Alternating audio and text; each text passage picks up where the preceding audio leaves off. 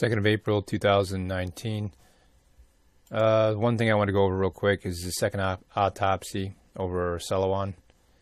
It was a young 16 or 17-year-old girl that was brutally murdered in the southern Philippines, just in the area north of Davao, real close to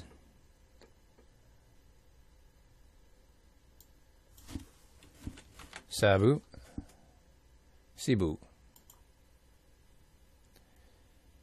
And if you know where Cebu is at, Cebu is actually a party city. They closed it down for a time, Duarte did, to try to clean it up because of the mess that was being made. And if you're aware of party cities, logistics to supply these party cities in order to make sure they're flying high and happy, I'm sure it can be complicated, and given the fact that it's an illicit activity that will filter into a party area.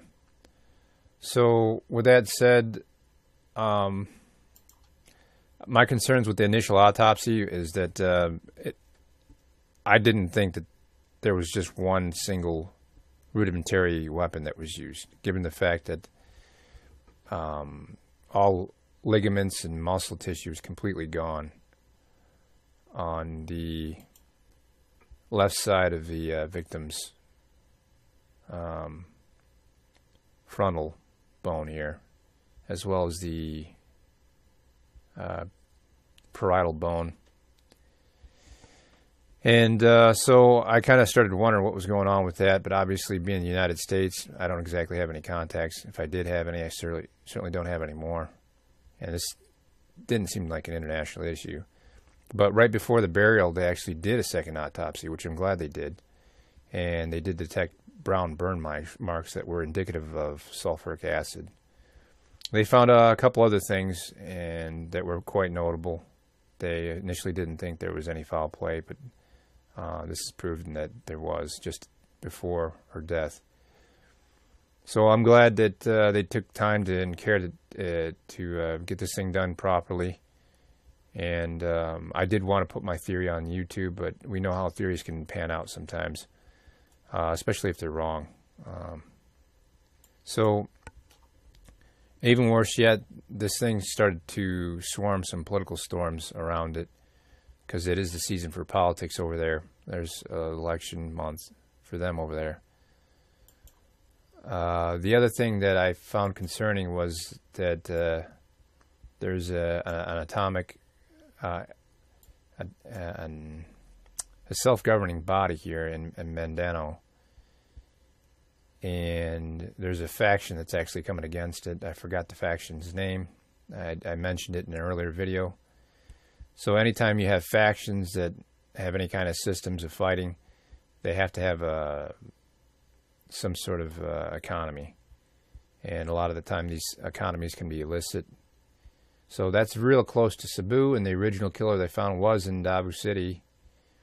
And Davao City has been known, if I'm thinking this is the same area, I do believe this is where there's contentious actions involved with the extremist elements. They just dealt with them in October. There's signs of reemergence in January, but then no more word. And now Mindanao's been in the news for a factionist group with the autonomous government.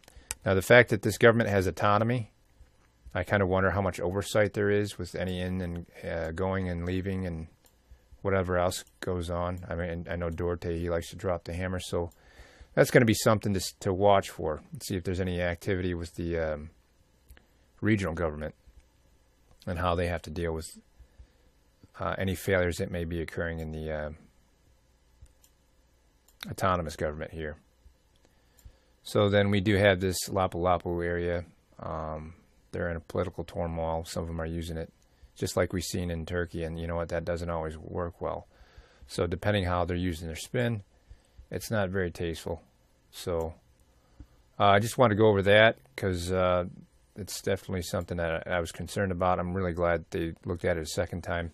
I almost suggested to a couple people maybe the FBI should get involved at first, because I really don't know how well their systems are over here. It's a very isolated part of the Philippines. So you see the mainland here, and Manila's all the way over here too. But nonetheless, moving on. In most of the region, especially the northern part, we have this thing that's called Japanese encephalitis. If you know anything about encephalitis, that's the enlarging of the brain after it's become diseased. The disease causes inflammation, which can cause pressures on the brain. It can maybe start to appear as seizures, obviously headaches. It can even cause death. Let's see. This one was a young athlete before her health started to deteriorate, 15-year-old. Let's see. A lot of this is in Tagalog, which is the native language. I actually thought I had an English version that I pulled up. You see partially English, because they do use English very often. But nonetheless, the Japanese encephalitis is a RNA,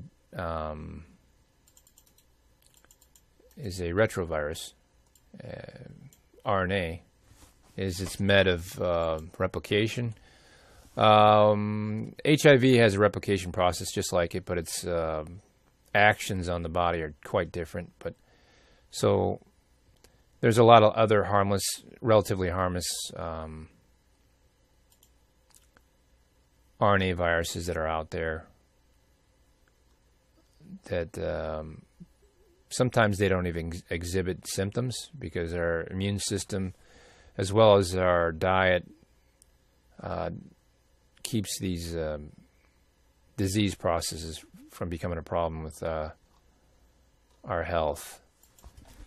So right now what we have is the mosquitoes are definitely swarming, and it's definitely a problem for the people. And from what it sounds like, the area has been dealing with an increased level of swarms, and the density of bugs have been much higher than usual. This is coming out of northern Luzon. I know someone personally there, and so the stresses are definitely higher here, and they were higher before this. And I kind of wondered if that wasn't, what you're seeing with the stresses on the people and the behavioral changes in this region. And I think you're going to see them happening everywhere, that stresses are arising. I mean, I've had the fortunate experience of seeing different sides of people under controlled conditions when they're hungry and they're thirsty. And it's not pretty. What you think of yourself and how you project yourself is totally different with the animal that you become when you're hungry and you're thirsty. And, I've been fortunate enough to develop some adaptations to these type of conditions and really examine myself and understand how I act and the way I act when I'm hungry and thirsty. But hopefully it's nothing our country will ever have to see, but it is a question that's starting to arise. And there's another YouTube channel that actually brought up that question, and if that was what we're going to be facing in the future. And I thought it was interesting, but I thought, well, it's probably a little bit down the ways. We won't probably see it too soon. But this is what's interesting. Almost right when he said that, it was like less than a day later. I'll go ahead and give him a plug. It's called the Florida Maquis. Now, some of the stuff he talks about is a little controversial, but sure enough, the veggie burger is out. And really what this means is they're already preparing for maybe the necessary change and trying to adapt the public to change, to palate change. Veggie burger is obviously going to be different, but maybe it's something we should try. We should definitely try different foods. Maybe get used to more vegetables, stuff that's grown. Because if the expense of feeding cattle food that's not there goes up, it may be something we have to do anyways. And what you're going to see is a type of predictive programming that it looks like has been going on for a while. You've seen the Green New Deal come up in a very radical way. Earlier versions of the Green Deal just included tax incentives for solar panels and other stuff, which is, you know, we can conceptualize that. But then when they start to tell you that you can't have a car and your house needs to be torn down, those things are a little bit harder to deal with. But you start to ask whether or not these people know something that we don't, and that's why they're actually projecting these plans before we actually even need them. Now, if you remember, the Green New Deal actually came up around December 2018, and all this stuff, you know, really started to emerge the beginning of December. So, I mean, usually it takes a very long time for things to occur over a vast area before a solution's offered, but they seem to be offering solutions right when they're happening, or almost like before they're happening. It was definitely before the Midwest floods that they were offering the Green New Deal, and then this right here after the flooding. So change definitely is in the air, and they're definitely giving us options for change, and some of them are options they're insisting upon. With regards to disease here in the United States, there's the measles outbreak, which is, they say it's now considered the second worst since it was thought to be eradicated back in 2000. In Detroit, it's the worst since 1994 at 33